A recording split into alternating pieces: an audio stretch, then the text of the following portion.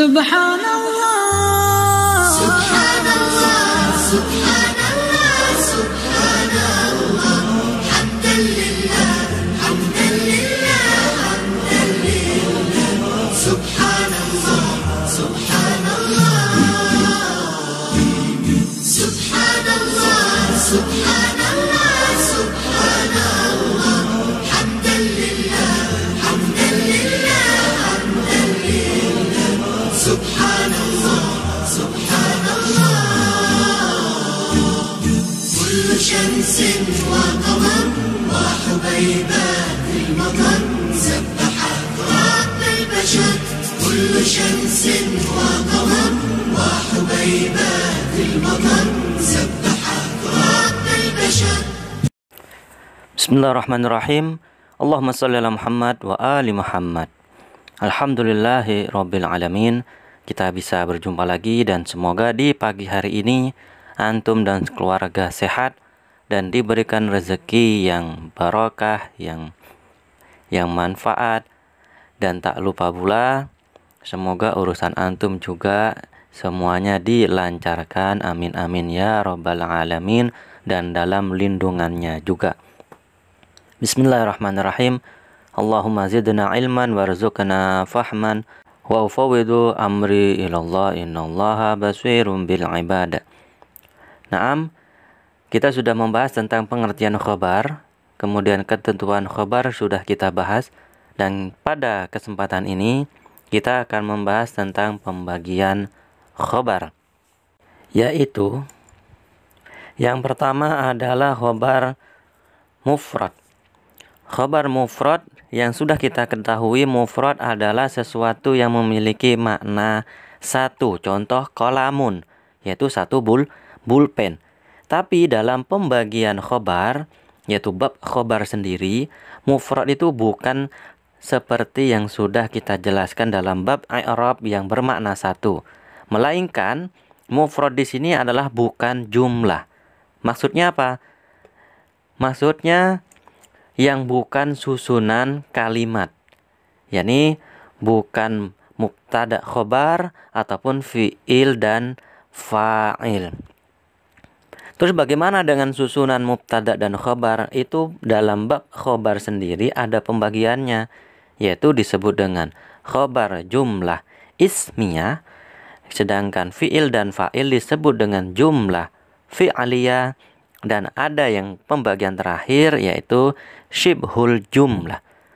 Syibhul jumlah, syibhun itu artinya adalah serupa. Serupa dengan jumlah. Dan bentuk kalimatnya itu tersusun dari jar dan majrur. Dan yang kedua adalah dzaraf dan mudhaf ilaih. Kata-kata ini, istilah-istilah ini kita sudah pernah bahas pada pertemuan yang sebelum-sebelumnya. Kita langsung praktek dalam contoh. Di sini ada yang belum kita bahas tentang dzaraf. Kalau mudhaf ilaihnya sudah kita bahas. Apa itu dzaraf? Dzaraf adalah kata keterangan waktu ataupun tempat. Ini berbeda dalam bahasa Indonesia. Kalau keterangan tempat adalah di dapur, misal, itu tempat.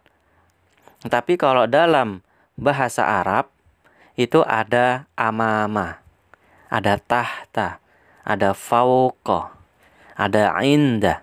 Itu namanya kategori dzaraf, yaitu keterangan waktu ataupun tempat. Naam, kita langsung praktek bagaimana bentuk-bentuk khobar itu sendiri dalam contoh. Yang pertama di sini adalah al-amilu hadirun. Para pekerja itu hadir. Itu satu pekerja. Kalau dua pekerja, berarti al-amilani hadirani. Dua pekerja hadir. Kalau banyak, al-ummalu hadiruna. Para pekerja itu hadir. Jadi al-amil satu pekerja, al-amilani dua pekerja, al-ummalu pekerjanya banyak. Sesuai dari ketentuan dari khobar, bahwasanya mengikuti mubtada dalam jamak, mutasniyah mufrad, muzakkar, muannas. Sedangkan ma'rifat dan nakirahnya, mubtada adalah ma'rifat, khobarnya adalah nakirah. Ketiga lafadz ini disebut dengan khobar mufrad. Kita sudah jelaskan tadi mufrad itu bukan jumlah. Jadi di sini perhatikan hadirun satu kata, hadirani satu kata, hadiruna satu kata. Meskipun maknanya ada dua, ada banyak, tetap dia kategori khobar mufrad. Yang dibahas adalah katanya yang mufrad, yaitu katanya satu, bukan susunan dari kalimat atau dua kalimat, afwan dua kata. Nah, bagaimana dengan yang dua kata? Contoh, al-hadiqatu asjaruha khadra. Artinya kebun. Kebun itu kenapa? Penjelas. Nah, khobar itu adalah penjelas. Asjaruha khadra, pepohonannya hijau. Jadi asjaruha khadra ini mubtada dan khobar. Asjaru al-hadiqatu ini mubtada, asjaruha adalah mubtada, khadra adalah khobar. Nah, susunan dari asjaruha khadra adalah khobar dari al-hadiqatu. Ini asjaruha ini disebut dengan jumlah ismiyah. Contoh yang kedua, Muhammadun baituhu wasi'. Siapa itu Muhammad? Penjelasnya apa? Baituhu wasi'.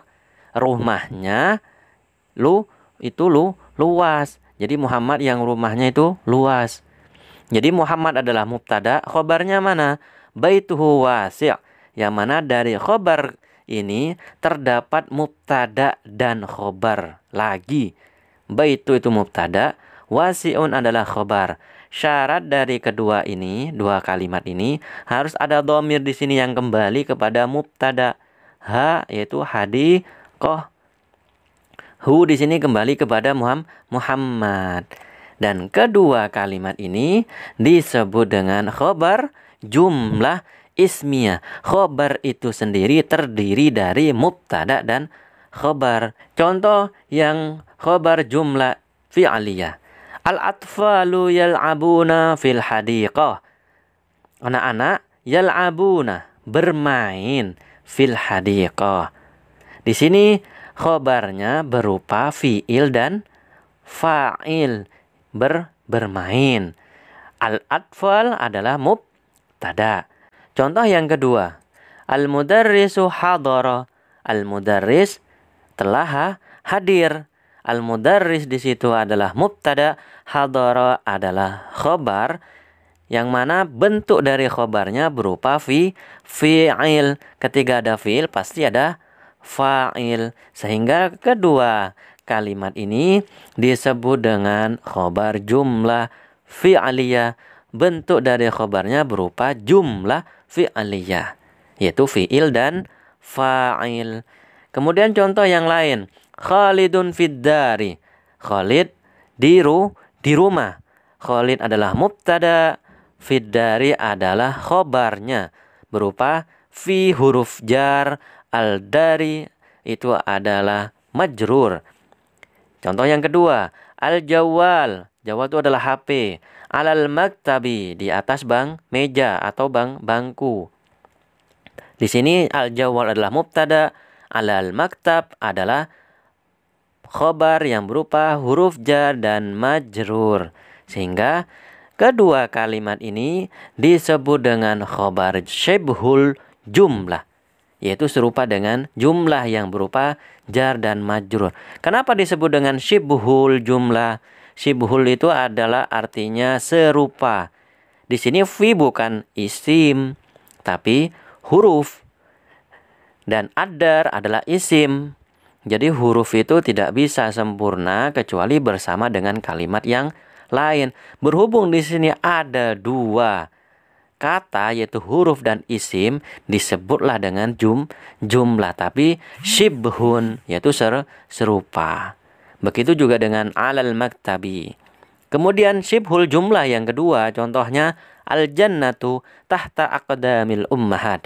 Surga di bawah telapak kaki ibu. Di sini al-jannah adalah mubtada, tahta di sini disebut dengan dzaraf, yaitu keterangan tempat. Kemudian contoh yang kedua, al-kuratu fawqal kursiyyi.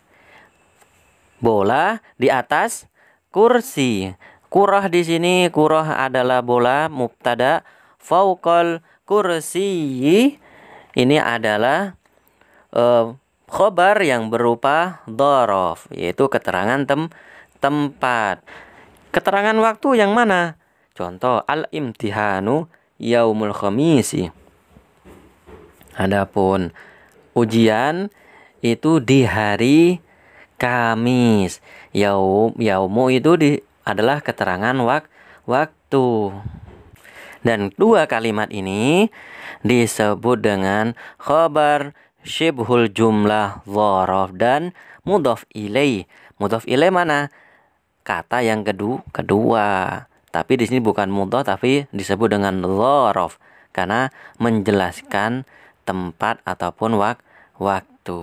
Naam, ini yang bisa kami jelaskan dari pembagian khobar, yang mana pembagian khobar tadi ada khobar mufrad, ada khobar jumlah ismiyah, ada khobar jumlah fi'aliyah, ada syibhul jumlah, yang mana syibhul jumlah dibagi menjadi dua, ada khobar syibhul jumlah jar majrur dan dzaraf dan mudhaf ilaihnya.